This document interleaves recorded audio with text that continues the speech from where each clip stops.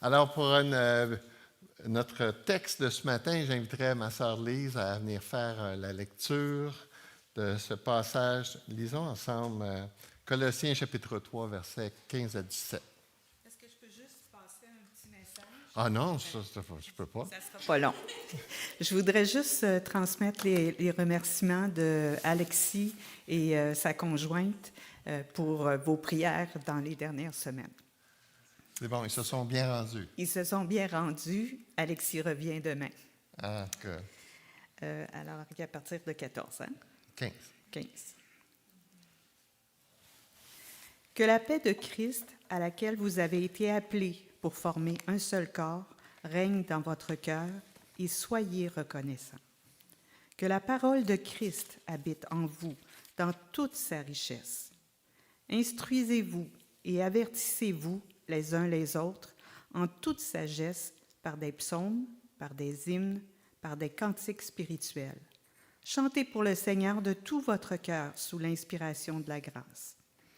Et quoi que vous fassiez, en parole ou en acte, faites tout au nom du Seigneur Jésus, en exprimant par lui votre reconnaissance à Dieu le Père. Amen. Merci beaucoup, Lise.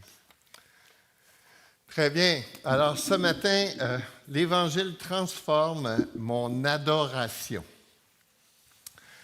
Jésus a dit quelque chose de vraiment intéressant dans une conversation avec une Samaritaine. Vous connaissez cette histoire. Jésus a dit,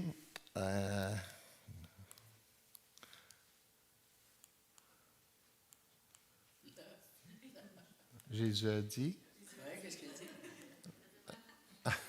fonctionne. Ah!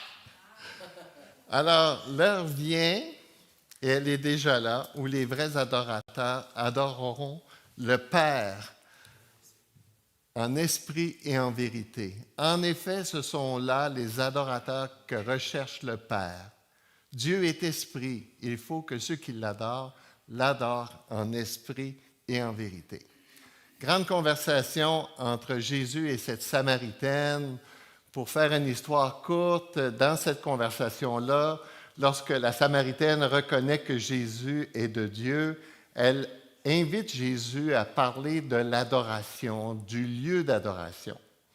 Elle explique, elle étant une Samaritaine, pourquoi les Juifs pensent qu'ils adorent seulement à Jérusalem, tout ça, mais Jésus il l'amène dans un autre endroit. Il dit ici, l'heure vient et elle est déjà venue, les vrais adorateurs adoreront le Père en esprit et en vérité, et ce sont là les adorateurs que le Père recherche. Donc Dieu cherche des adorateurs, ça c'est la première chose. Et pourquoi il dit ça? C'est que ce n'est pas toutes les formes d'adoration que Dieu accepte. Et on va le voir ensemble pourquoi. Et c'est important. Donc, il dit ici que Dieu cherche les vrais adorateurs. Donc, c'est quoi ça, l'adoration que Dieu cherche? Mais il dit aussi que l'heure vient et elle est déjà là. Donc, il fait référence que ces vrais adorateurs-là vont prendre naissance bientôt.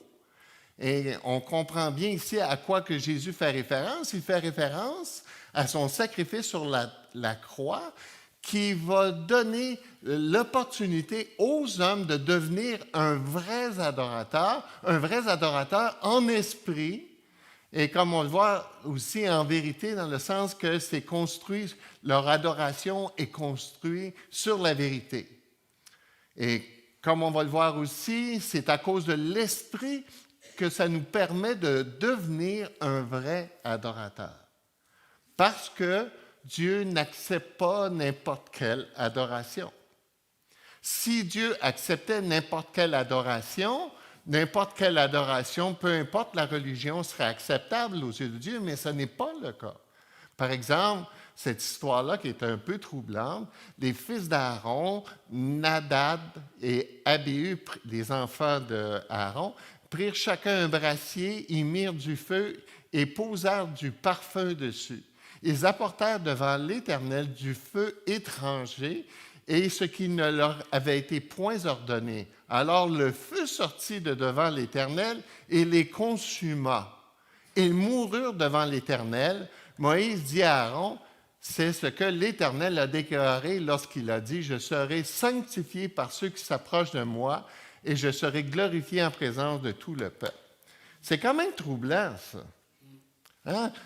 Deux Lévites qui ont le droit d'offrir des sacrifices, ça fait partie de leur responsabilité, ils ont été choisis par Dieu, mais ils ne l'ont pas fait comme Dieu l'avait demandé. Ils ont pris un feu étranger, tout d'un coup, paf, ils sont consumés sur le coup. Ça me fait penser aussi cette histoire, là, je ne sais pas, quand David a déplacé l'arche, hein, puis là, on transportait l'arche sur un chariot, puis là, l'arche était sur le point de tomber. Quelqu'un a mis la main sur l'arche puis pour l'empêcher qu'elle tombe, et la personne, paf, elle est morte sur le coup. S'il fallait que Dieu règle tous les problèmes d'adoration comme ceux-là, je ne suis pas sûr qu'il resterait du monde dans l'Église. Et moi y compris.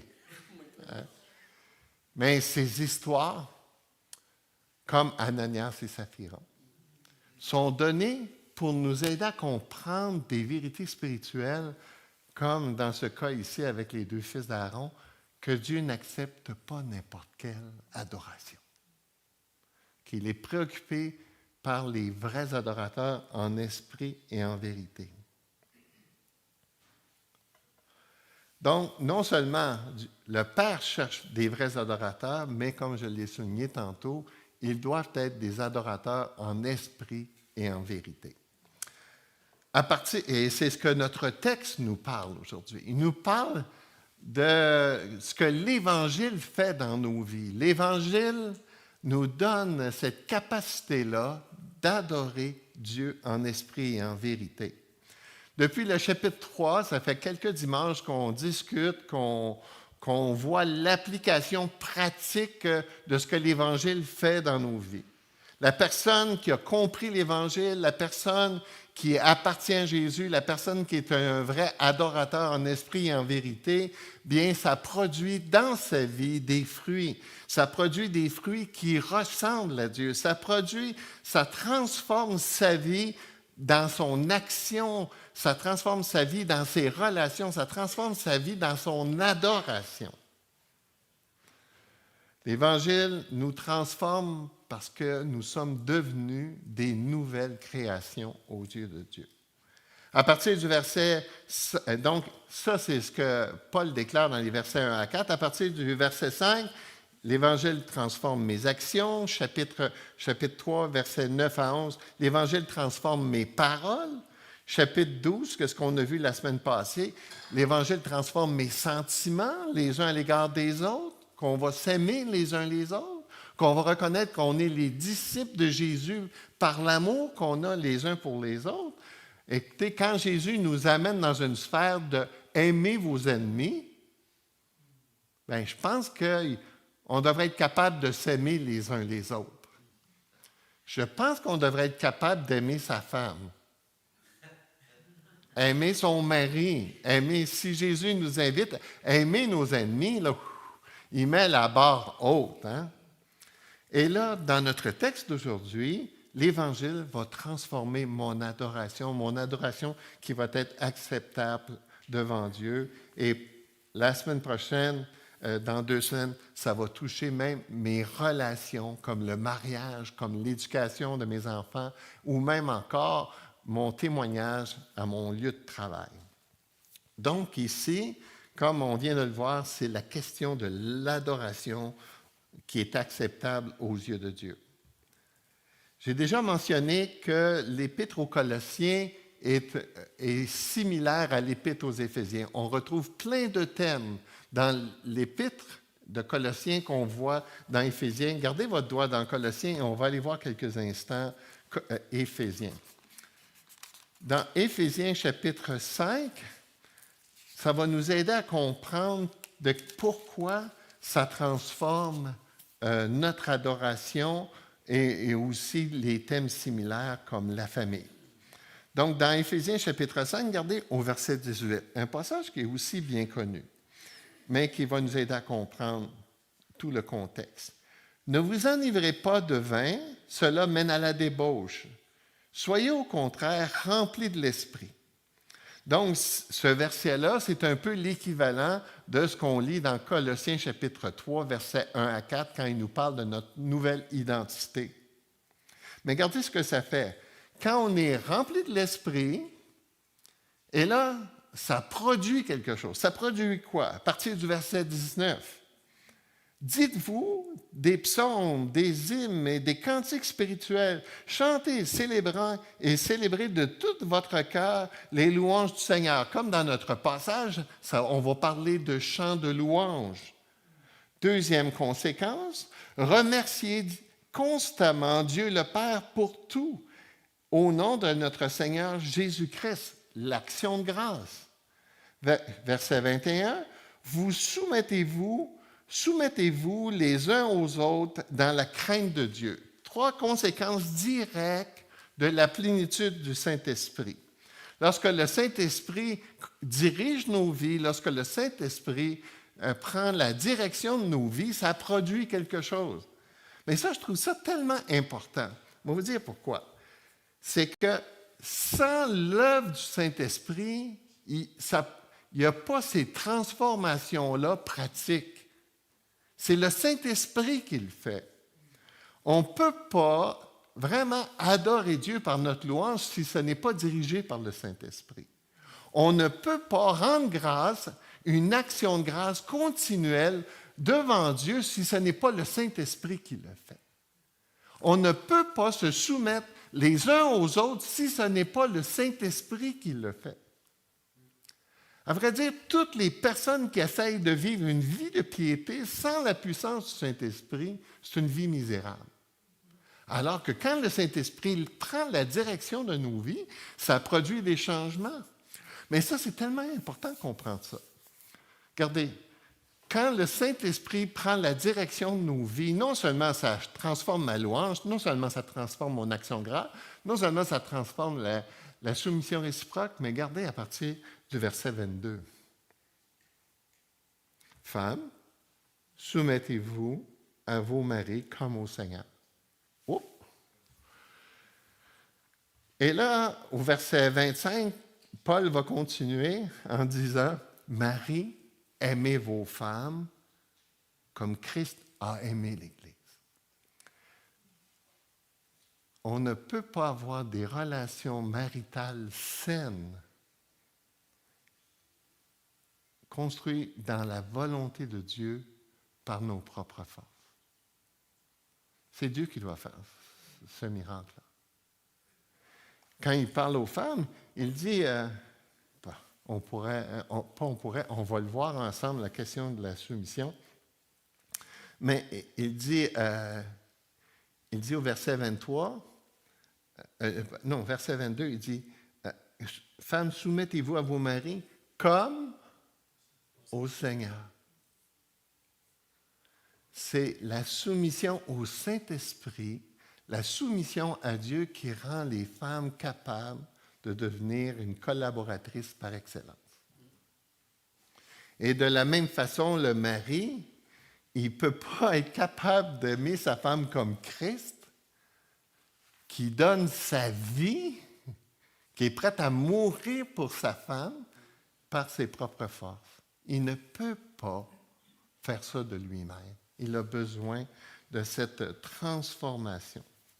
Alors ici, lorsque Paul dit au verset 18, « Ne vous enivrez pas de vin, c'est de la débauche, soyez au contraire remplis de l'esprit », il met en contraste 2 formes de contrôle. Une contrôle qui est contrôlée par l'alcool, ceux qui sont enivrés, et de la même façon, ou d'une manière semblable, ceux qui sont soumis au Saint-Esprit sont contrôlés par l'Esprit. Et c'est là que le Saint-Esprit produit dans la vie du croyant des fruits qu'on ne peut pas produire par nous-mêmes. La plénitude du Saint-Esprit, c'est un sujet qui a fait jaser beaucoup l'histoire de l'Église. Mais essentiellement, là, lorsqu'on regarde ici dans le texte, c'est l'idée d'une personne, si on la compare encore une fois à l'idée de la boisson, c'est quelqu'un qui est contrôlé, dirigé par le Saint-Esprit. Être rempli du Saint-Esprit, c'est un commandement, parce que c'est ça, le commandement, Paul il le dit à l'impératif, ne vous enivrez pas de vin, c'est de la débauche, soyez au contraire remplis de l'Esprit. Donc, il commande les croyants à se soumettre volontairement à Dieu. Ce n'est pas une expérience mystique. Ce n'est pas, il ne dit pas ici que celui qui est rempli du Saint-Esprit va faire des miracles ou qui va déplacer des montagnes. Et non, quelqu'un qui est rempli de l'Esprit, il aime chanter. C'est ça, quelqu'un rempli de l'Esprit. Le chant exprime sa joie. Parce qu'il est rempli de l'Esprit, son cœur est joyeux, puis il l'exprime au travers le chant. Quand il est rempli de l'Esprit, quand il se soumet à Dieu, il va être capable de rendre grâce pour toutes circonstances, pour toutes choses. Quand il est rempli de l'Esprit, on va être capable de se soumettre les uns aux autres. Mais c'est une décision volontaire de se soumettre à la direction du Saint-Esprit, de se soumettre à la direction de Dieu, à une direction quotidienne.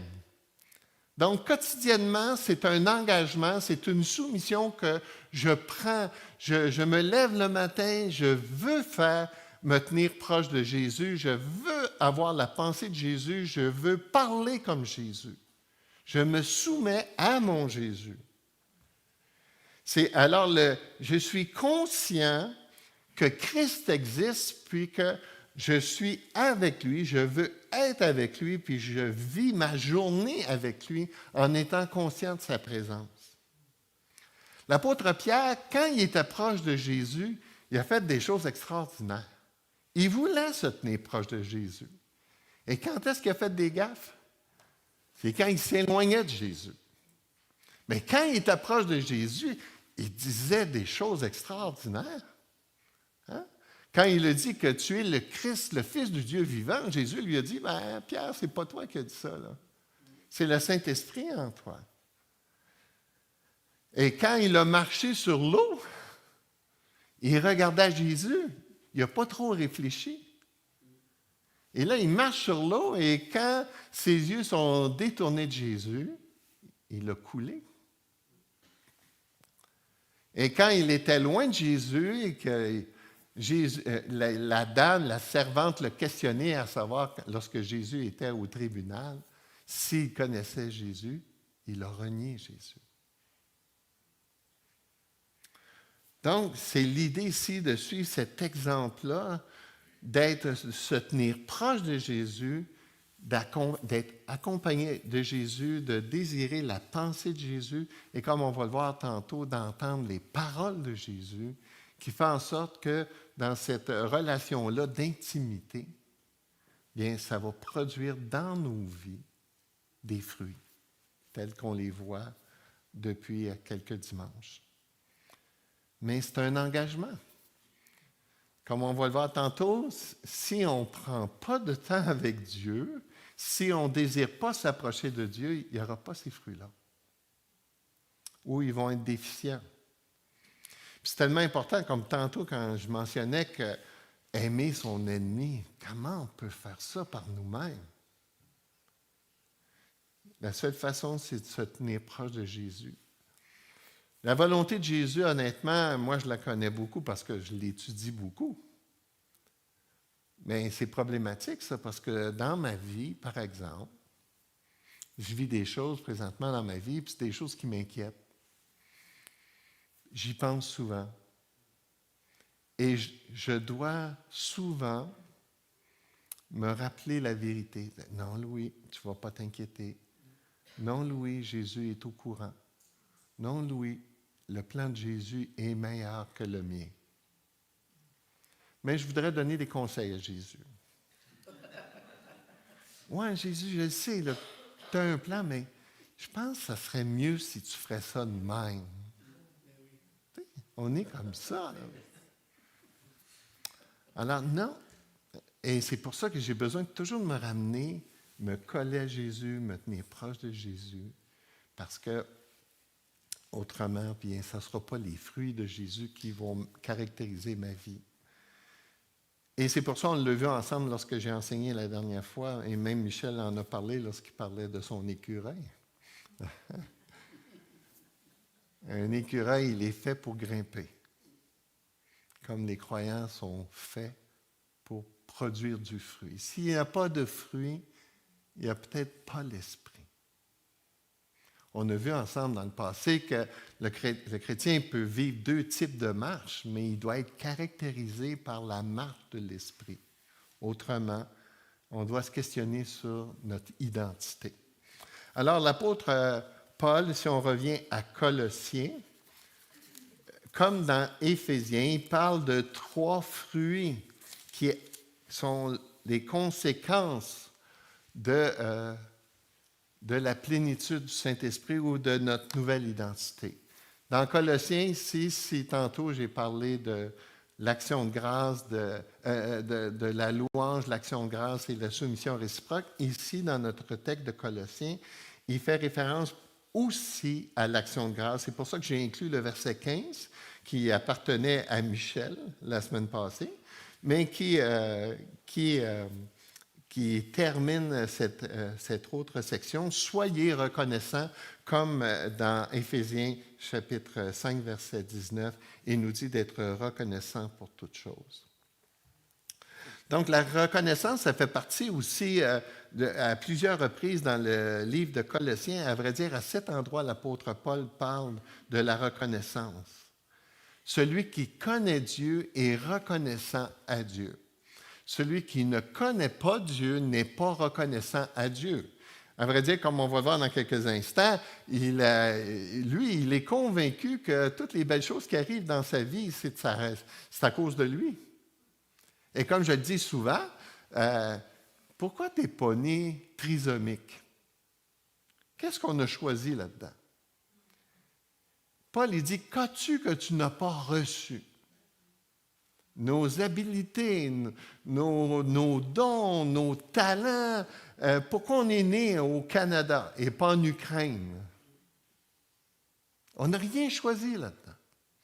Alors, donc, celui qui connaît Dieu, il connaît ça, il sait ça, puis c'est pour ça qu'il est reconnaissant. Ça caractérise la personne remplie de l'Esprit, ça caractérise la personne qui a une nouvelle identité. Alors, les gens, habituellement, ils ont 3 façons de réagir devant les circonstances de la vie. Il y en a qui jugent que la reconnaissance, comme je viens de le dire avec ceux qui ne connaissent pas Dieu, ce n'est pas nécessaire. Pourquoi être reconnaissant? Tu as ton malheur, ton bonheur, tu as ton propre bonheur, puis tu as ton propre malheur. Ben non. Ça, c'est la personne qui ne connaît pas Dieu. C'est une attitude d'ingratitude. C'est comme le fermier dans Luc 12, 19, qui est tellement bon, qui dit, hein, j'ai rempli mes greniers, qu'est-ce que je vais faire encore? Je vais en bâtir d'autres, puis je vais en pas. Hey, là, moi, gars, je suis en contrôle de tout. Hein, Jésus il dit insensé. Il dit la nuit même qui vient, parti. Même chose, tu peux avoir un accident, tu peux devenir quadraplégique. Il y a toutes sortes de possibilités. On n'est pas en contrôle de rien. Donc, il y a des gens qui croient que ce n'est pas nécessaire d'être reconnaissant. Je ne sais pas si vous, dans vos vies, vous êtes reconnaissant. Moi, il a fallu que j'enseigne ça à mes enfants. Être reconnaissant. Hein? On dit ça. On dit quoi? Le mot magique, le mot... Hein?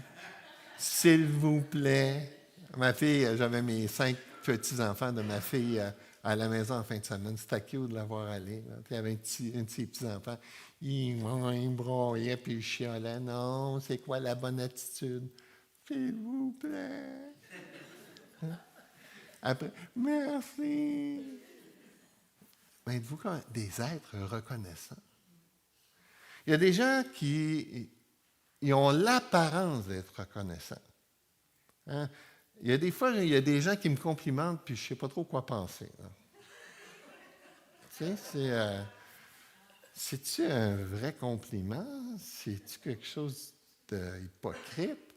Hein, souvenez-vous cette prière du pharisien et du publicain. 2 hommes montèrent au temple pour prier. L'un était pharisien et l'autre publicain.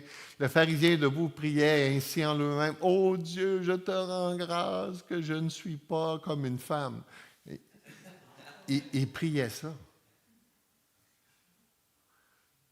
Que je ne suis pas comme le reste des hommes, qui sont ravisseurs, injustes, adultères ou même comme ce publicain. Je jeûne 2 fois la semaine et je donne la dîme de tous mes revenus. Quand je disais tantôt que Dieu n'accepte pas toutes les formes d'adoration, on peut imaginer ce genre d'adoration-là, comment est-ce que ça peut être désagréable pour Dieu. Il n'est pas en train de s'humilier. Il est en train de se mettre en évidence, hein, de dire comment il est bon. Puis, c'était beau, hier j'étais avec Michel, justement. On côtoie plein de mêmes endroits. La différence, moi, je suis payé, toi, tu ne l'es pas.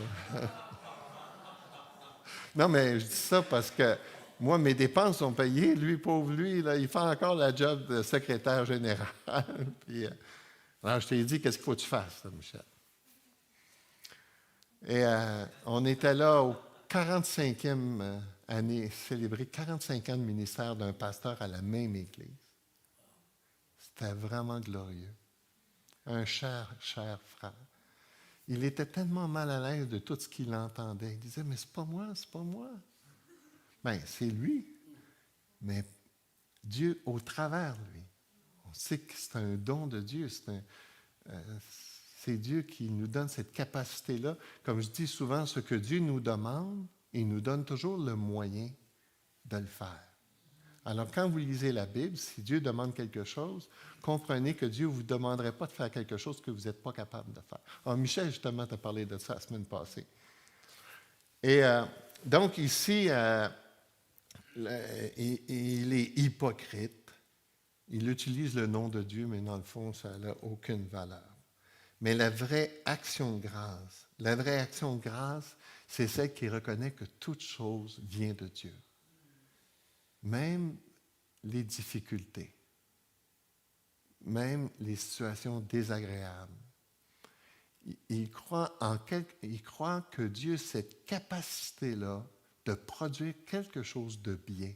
On n'a pas le temps de le voir, mais dans Romains 8, 28, j'aime tellement, Paul utilise, il dit « Toute chose concourt au bien de ceux qui aiment Dieu ». Puis le mot « concourir », c'est le mot, attends que je me souvienne, c'est, j'ai un blanc de mémoire. C'est l'idée ici que c'est un mélange de mix. C'est un mix que Dieu seul est capable d'utiliser le bon puis le mauvais. Puis l'image que j'ai utilisée quand j'enseigne ce passage-là, c'est l'image d'une recette. Quand on fait un gâteau, le shortening, c'est pas bon. Mais le shortening avec de la farine, avec du sucre, avec de la vanille, là, tout d'un coup, c'est bon. Mais c'est la même chose quand Dieu il travaille dans nos vies. Quand quelqu'un est méchant, c'est pas bon. Mais Dieu a cette capacité-là de prendre le mix, là, puis de faire une bonne recette, puis de faire sortir quelque chose de bon. Alors, c'est pour ça qu'on est capable de rendre grâce pour toutes choses.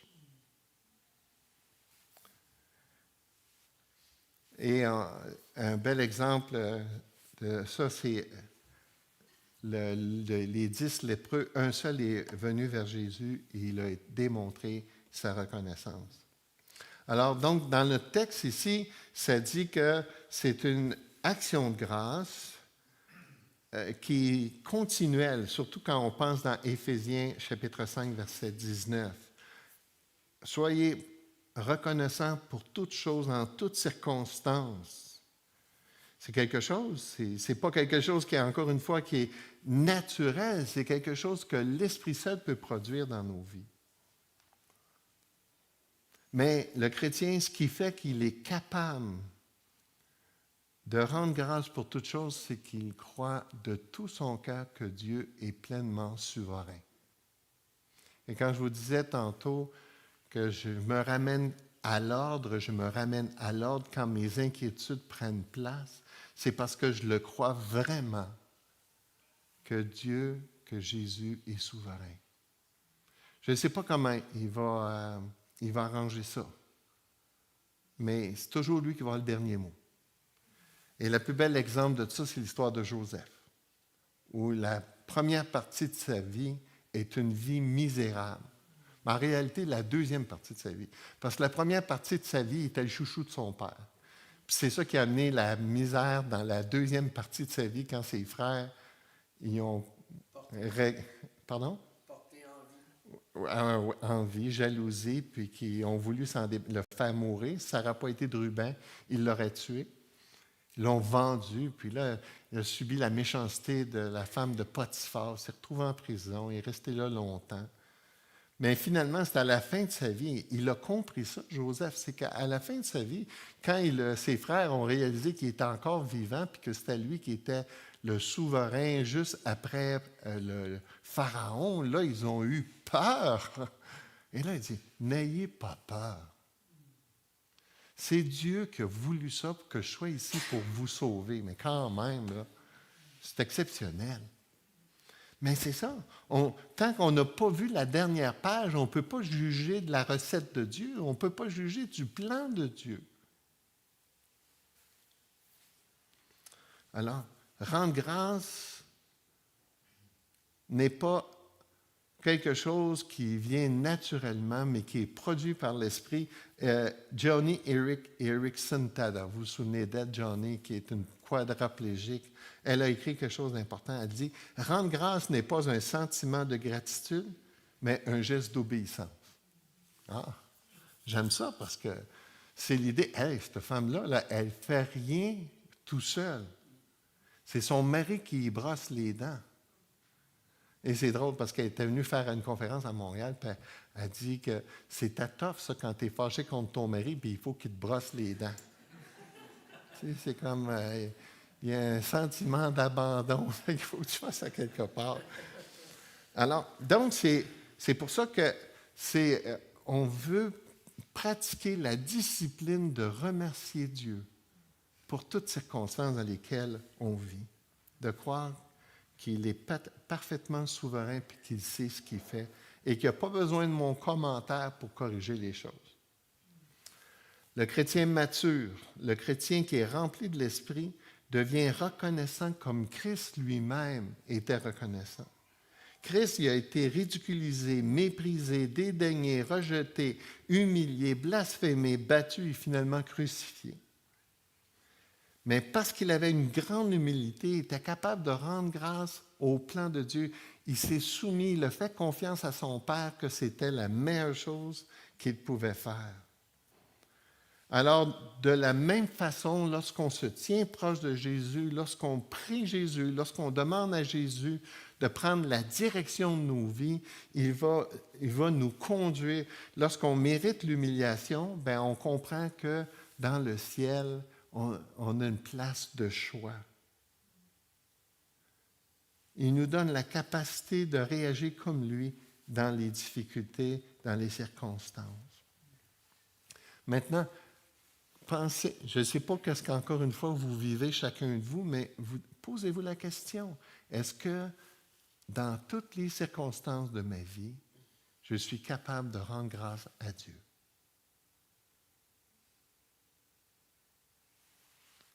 Si tu ne vois pas ta capacité, approche-toi de Jésus puis demande à Jésus qu'il produise ce miracle-là.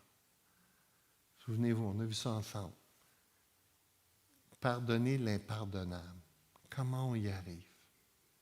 Par un don. Un don de Dieu. Autrement, on n'y arrive pas.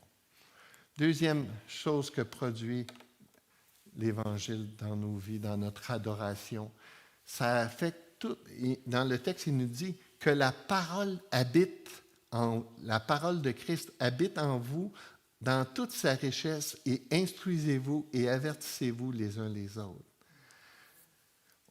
Jésus, il a dit que Dieu cherche des adorateurs en esprit. Ça, c'est la nouvelle naissance. Ça prend l'Esprit de Dieu pour rendre notre adoration acceptable, mais il dit en vérité, c'est-à-dire que notre adoration doit être construite sur la vérité. Et c'est pour ça que Paul dit ici que la parole de Christ habite en vous dans toute sa richesse et instruisez-vous et avertissez-vous les uns les autres. On a besoin de cette révélation-là de Dieu pour être capable d'adorer Dieu en vérité. Se tenir proche des Écritures. La vérité se trouve dans la parole de Dieu. C'est par elle qu'on apprend à connaître Dieu, puis à connaître ses pensées, puis à connaître sa pensée. Dieu s'est révélé dans l'Ancien Testament et Dieu s'est révélé dans le Nouveau Testament. Christ est venu sur la terre pour révéler Dieu en pratique. J'aime ce passage-là. Personne n'a jamais vu Dieu. Le Fils unique qui est dans le sein du Père est celui qui l'a fait connaître. Jésus, tu veux voir Dieu, regarde la vie de Jésus. Tu veux découvrir comment Jésus est avec nous, regarde comment Jésus est avec les gens autour de lui.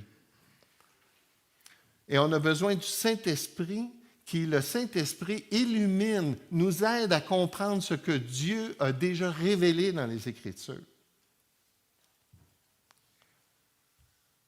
Lorsque le croyant est en contact avec la parole de Dieu, inspirée par l'Esprit de Dieu, la parole produit une œuvre surnaturelle.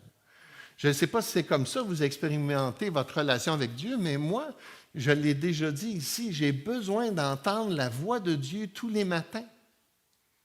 J'ai besoin, et là, je lis d'une manière scrupuleuse. Et là, je lis, qu'est-ce que l'Esprit de Dieu est en train de me révéler ce matin? Qu'est-ce qu'il veut me dire ce matin? Il n'y a pas d'autre façon de connaître ce que Dieu veut qu'en lisant et en étudiant la Bible. Et malheureusement, je l'ai peut-être déjà dit ici, il y a beaucoup de chrétiens qui souffrent de l'anorexie spirituelle. Vous savez, c'est quoi l'anorexie spirituelle? C'est des gens qui sont convaincus qu'ils sont gros, mais qui sont maigres, spirituellement. Et comme les anorexiques, ils ne mangent pas, ils ne s'instruisent pas, ils n'entendent pas la voix de Dieu et ils sont pauvres spirituellement. Le psaume 119, on va en parler à plusieurs reprises, c'est tout un éloge, c'est le plus long chapitre de toute la Bible qui parle de l'importance de la parole, l'importance de la parole, l'importance de la parole. Chaque verset nous parle de la parole de Dieu. Dans le psaume 119, 93, je n'oublierai jamais tes ordonnances, car c'est par elles que tu me rends la vie. J'aime lire la Bible pour entendre ce que Dieu me dit, pour qu'il me conduise vers la vie. Imaginez, tous les jours, là, j'entends la télévision, j'entends la radio, j'entends mes copains de travail, je vais à quelque part, j'entends toutes sortes de... Je lis les nouvelles, je suis bombardé par toutes sortes d'informations. Et croyez-moi, on est influencé par ces choses-là, j'en ai parlé déjà dernièrement. On a besoin de contrecarrer toute cette mer d'informations qui rentrent sur nous pour entendre ce que Dieu dit. Discerner qu'est-ce qui est de Dieu puis qu'est-ce qui ne l'est pas. Comme Jacques, il nous dit aussi dans Jacques 1,8, il nous a engendrés par sa volonté, par la parole de vérité, afin que nous soyons en quelque sorte les prémices de ses créatures. Il nous a engendrés par la parole de la vérité. La parole de Dieu nous conduit à Dieu. C'est par la parole qu'on réalise qui nous sommes. C'est par la parole qu'on réalise qui Dieu est. On a besoin d'entendre cette parole-là et c'est pour ça qu'on veut que nos enfants viennent à l'Église. On ne vient pas à l'Église pour qu'il y ait des bonbons. On vient à l'Église pour qu'ils entendent la parole parce qu'ils ne sont pas sauvés, là, ces petits enfants-là. Enfin, à un moment donné, j'espère qu'ils le sont, là, mais... Ils ont besoin d'entendre la parole pour qu'ils découvrent qui ils sont, qu'ils sont des pécheurs, qu'ils sont séparés de Dieu, qu'ils entendent l'Évangile pour qu'ils puissent prendre position. 1 Pierre, chapitre 1, ayant purifié vos âmes en obéissant à la vérité, l'Évangile, la parole de Dieu, pour avoir un amour fraternel sincère, aimez-vous ardemment les uns les autres de tout votre cœur, puisque vous avez été régénérés, la nouvelle naissance, non par une semence corruptible, mais par une semence incorruptible, par la parole vivante et permanente de Dieu. On a besoin d'entendre la parole de Dieu, puis on a besoin de prêcher la parole de Dieu, parce que c'est la parole de Dieu qui produit, avec le Saint-Esprit, le miracle de la nouvelle naissance. C'est tellement important de l'entendre, de la prêcher, de l'enseigner à nos enfants, de se l'enseigner à soi-même. Jean 16, verset 8. Et quand il sera venu, le Saint-Esprit, qu'est-ce qu'il va faire? Il va convaincre le monde en ce qui concerne le péché, la justice et le jugement. On a besoin de ce mariage entre la puissance du Saint-Esprit et ce qu'il a inspiré, les Écritures. Jésus a dit que tes paroles sont douces à mon palais plus que le miel à ma bouche. Hey, on a-tu besoin d'entendre ça? C'est la nourriture spirituelle.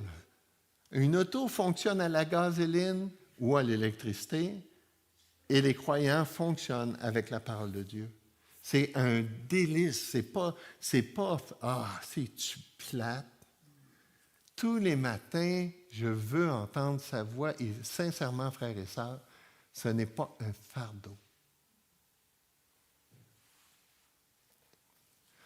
Verset 11, chapitre 19, verset 10. Ils sont plus précieux que l'or, beaucoup d'or. Ils sont plus doux que le miel, que celui qui coule des rayons. Il parle des Écritures, des préceptes de Dieu.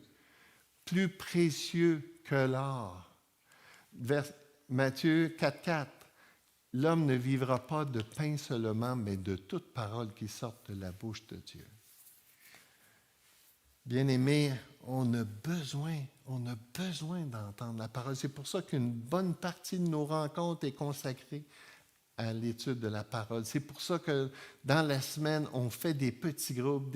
Encore une fois, la parole est centrale parce qu'on en a besoin pour vivre. Un des super passages qui a touché ma vie, car la parole de Dieu est vivante et efficace, plus tranchante qu'une épée quelconque à deux tranchants, pénétrant jusqu'à partager âme et esprit, jointure et moelle. Elle juge les sentiments et les pensées du cœur. Est-ce que ça vous arrive, ça, quand tu lis quelque chose, là, tu sais que c'est pour toi? Une parole dite à propos, là, hey, ça, tu le sais, là, c'est Dieu qui te parle. Tu avais besoin de l'entendre.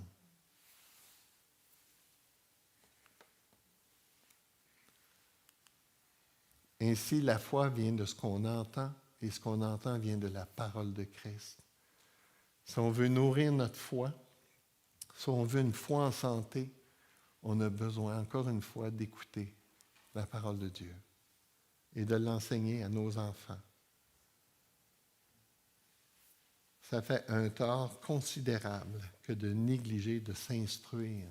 Et s'instruire vient de toutes sortes de façons. On n'a pas le temps de le faire ce matin, mais la méditer, la scruter, l'approfondir, la prendre par cœur. Et Paul termine avec... je suis obligé d'avancer. Il termine avec le chant, qui est aussi un fruit de la nouvelle naissance dans nos vies. Comme je l'ai mentionné tantôt, hein? Instruisez-vous et avertissez-vous les uns les autres en toute sagesse par des psaumes, par des hymnes, par des cantiques spirituels. Chantez pour le Seigneur de tout votre cœur sous l'inspiration de la grâce. L'Évangile produit dans nos vies une mélodie. Wow! C'est beau de voir ça, là. Dans le fond, ce que Paul y fait référence, c'est à la joie du chrétien. Hein? La joie, fait partie du fruit de l'esprit. Ça produit la joie dans la vie chrétienne. La vie chrétienne, ce n'est pas une vie morose. Moi, j'ai assez de misère quand je vois ça, des chrétiens qui ont l'air bêtes. Hey! L'Évangile, c'est quelque chose de glorieux. Mon beau-père disait ça. Quand ça rit en dedans, ça rit en dehors. Comprenez-vous ça? Alors, quand il y a de la joie en dedans, là, ben là, forcément, ça s'exprime. Ça s'exprime comment? Par la musique. Hein, Jay, j'ai pensé, je dis, lui, il va aimer ce bout-là. Là, hein. Oui, on te reconnaît bien. Quand l'Évangile rentre dans la vie de quelqu'un, ça produit un chant, une louange. T'exprimes ta reconnaissance en toutes circonstances par le chant.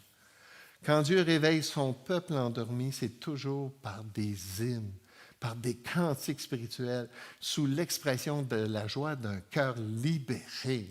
Tu as le goût de chanter. Tu as le goût de chanter. La plénitude du Saint-Esprit produit une vie de musique avec une belle ou moins belle voix. Tu n'as pas besoin d'avoir une belle voix. Je me souviendrai toujours de Madame, comment elle s'appelait? Ah, je peux vous dire, vous ne la connaissez pas. Est-ce qu'elle chantait mal? Mais elle chantait de tout son cœur. C'est pour ça qu'on l'entendait. Tu te souviens d'elle? Mais c'est fantastique. On peut chanter faux, mais Dieu entend juste. Okay? Alors, c'est pour ça qu'on aime chanter. C'est pour ça qu'on aime la musique. Hey, un nouveau chant, un chant différent, un chant distinct, un chant pur, plus merveilleux que tout ce que le monde peut nous offrir. Juste, réjouissez-vous en l'Éternel. La louange convient aux hommes droits. Célébrez l'Éternel avec la harpe. Louez-le sur le luth à 10 cordes. Chantez-lui un cantique nouveau. Faites retentir vos instruments et vos voix, car la parole de l'Éternel est droite et toute son œuvre s'accomplit avec fidélité. C'est ça qu'il faut que vous mettiez dans votre cœur, Gabriel Ange et Sébastien. Ce n'est pas la performance. Ce qui est le plus important, comme le texte le dit, c'est de tout votre cœur. C'est le cœur qui est important.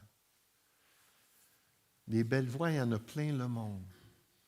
Ça ne produit pas l'adoration. L'Église produit l'adoration. C'est dans l'Église qu'on chante. C'est pas juste dans l'Église. On chante partout. Moi, je suis toujours en train d'écouter la musique. Ils ont fait un jeu la semaine passée au bureau. Ils ont fait une petite soirée sociale. Puis là, ils nous demandaient, c'est quel chant que vous aimez le plus? Dites-nous-les. Fait que, moi, j'ai pris mes chants chrétiens. C'était pas ça qu'elle voulait, la fille. Là. Elle voulait la musique bien connue. Là, puis quel chant ça? Ben, je ne savais pas quoi dire. Moi, franchement, là, quand j'ai donné ma vie à Dieu, j'ai arrêté d'écouter la musique du monde. Je ne suis pas en train de juger que c'est pas ça. Moi, c'est juste que, écoutez, moi, avant de connaître le Seigneur, là, j'aimais Plume la traverse. Vous savez où c'est qui? Aujourd'hui, j'ai le goût de vomir. Mais je jouais toutes ces tunes sur la guitare. Là. Mais non. Mais moi, c'est toujours de la musique. J'ai de la musique dans mes oreilles tout le temps. J'étudie avec de la musique. Je conduis avec de la musique. Ah, puis là, les tunes, je les reconnais, puis là, je chante. Tout croche. Mais je suis donc content. Chantez à l'honneur de l'Éternel un cantique nouveau. Chantez en l'honneur de l'Éternel, habitant de toute la terre. Chantez en l'honneur de l'Éternel, bénissez son saint nom. Chantez des cantiques spirituels, des psaumes, des hymnes. Wow! On n'a pas le temps de continuer mon étude, mais c'est le Seigneur qui nous entend. C'est au Seigneur qu'on chante. On ne chante pas pour nos voisins. On ne chante pas pour passer le temps. On ne chante pas parce que c'est la tradition. On chante parce qu'on exprime à Dieu notre reconnaissance, notre joie par les cantiques. termine avec le verset 17. C'est comme un résumé du passage. Quoi que vous fassiez en parole ou en acte, faites tout au nom du Seigneur Jésus, exprimant par lui votre reconnaissance à Dieu le Père.